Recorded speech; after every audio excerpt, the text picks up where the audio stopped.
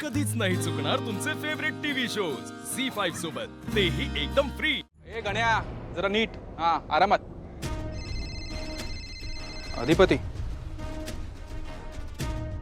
ओंक्या, अरे आईसाहेबांनी दिलेली एक लई मोठी हिंट माझ्या नजरेतून सुटली, माहिती आहे काय झालं बाबा? काय? तुला मी म्हणलो होतो मागं त्यांचं पत्र आलं होतं.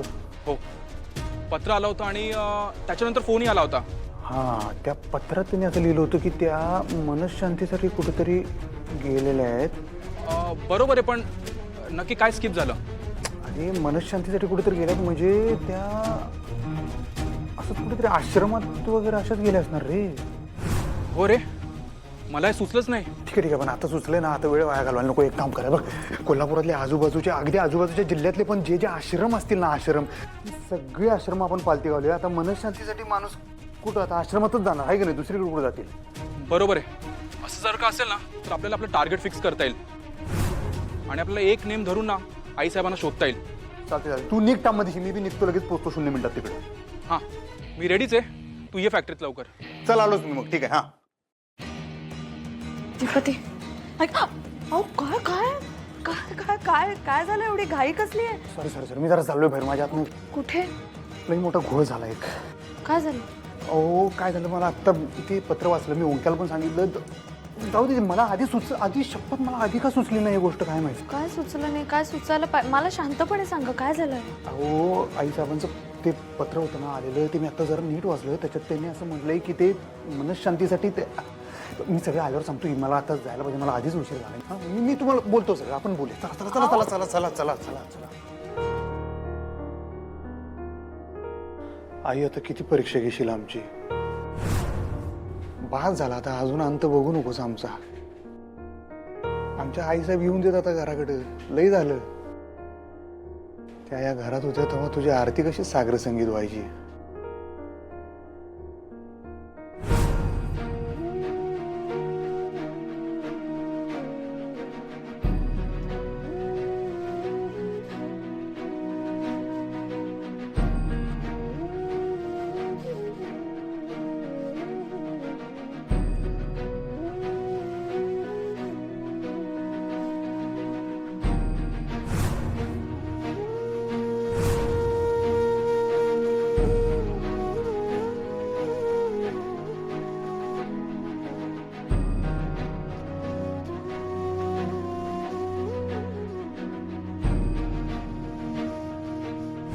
सणासुदीला कसा जल्लोष असायचा सांग बरं. सगळ्या घरात नुसता आनंद असायचा बघ.